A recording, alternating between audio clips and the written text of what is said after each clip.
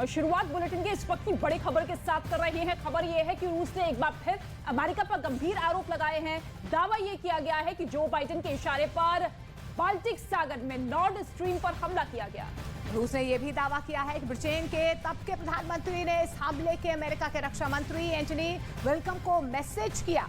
जी हाँ, इस मैसेज में इट्स डन यानी काम हो गया लिखा गया। हालांकि अमेरिका और ब्रिटेन ने रूस के इस आरोप को खारिज कर दिया है।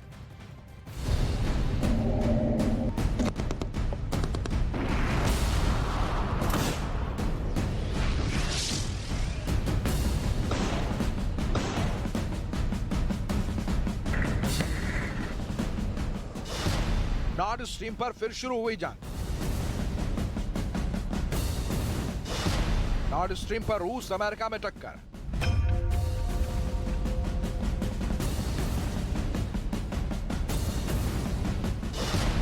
नॉर्ड स्ट्रीम पर हमला किसकी साजिश?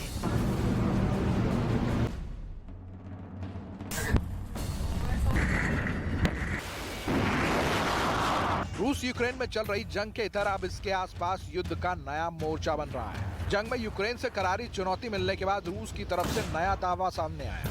इस दावे में अमेरिका पर गंभीर आरोप लगाए गए।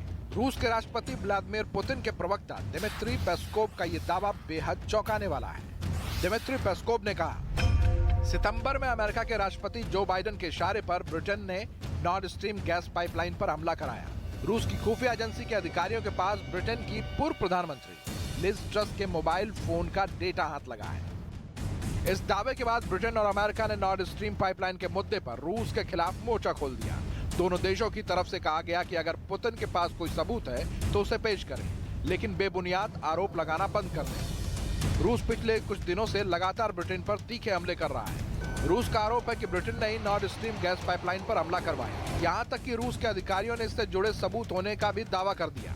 कहा गया कि रूस की खुफिया एजेंसी के पास कुछ संवेदनशील डेटा मौजूद है। इस डेटा से पता चलता है कि ब्रिटेन की फौज के अफसर ही हमलावरों को निर्देश दे रहे थे। ये बहुत रूस के पुराने दावों जैसा ही है, लेकिन रूस ने ऐसा कोई भी डेटा अब तक सार्वजनिक नहीं किया, न ही ऐसा कोई और सबूत दिया जिससे इस हमलों में ब्रिटेन की भूमिका का संकेत मिलता हो। हालांकि ब्रिटेन के गुस्से की वजह केवल यही दावे नहीं है, बल्कि लिज ट्रस से जुड़ी एक ऐसी खबर है जिसने ब्रिटेन और अमेरिका दोनों को बेचैन कर दिया। कुछ दिनों पहले दावा किया गया था कि ब्रिटेन की पूर्व प्रधानमंत्री लिज ट्रस के फोन से एक मैसेज भेजा गया। लिज ट्रस ने यह मैसेज उसी दिन भेजा जिस दिन नॉर्ड स्ट्रीम पाइपलाइन पर हमला हुआ, वो भी हमले के फौरन बाद। दावा है कि यह मैसेज एंटनी ब्लिंकन को भेजा गया, जो अमेरिका के विदेश मंत्री हैं।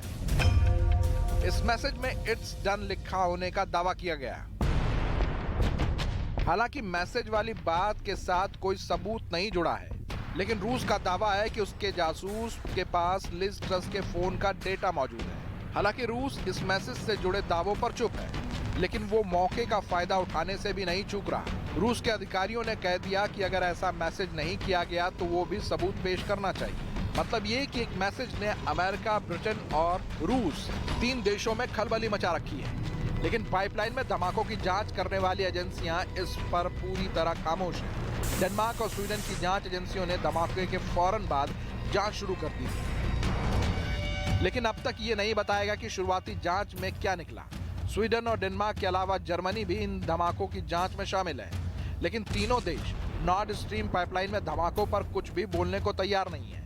पहले ब्रिटिश मीडिया ने दावा किया था कि धमाका पाइपलाइन के अंदर से किया गया, मतलब ये कि विस्फोटक पाइपलाइन के अंदर पहुंचाए गए थे।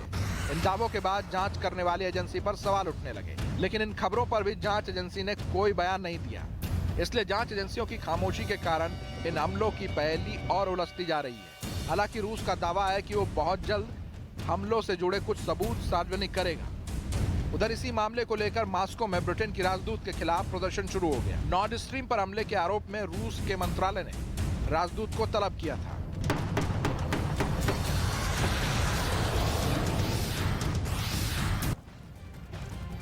बस इस बड़ी खबर आपको बता दें, यूक्रेन के खिलाफ युद्ध में पुतिन की सेना को बार बार झटके लग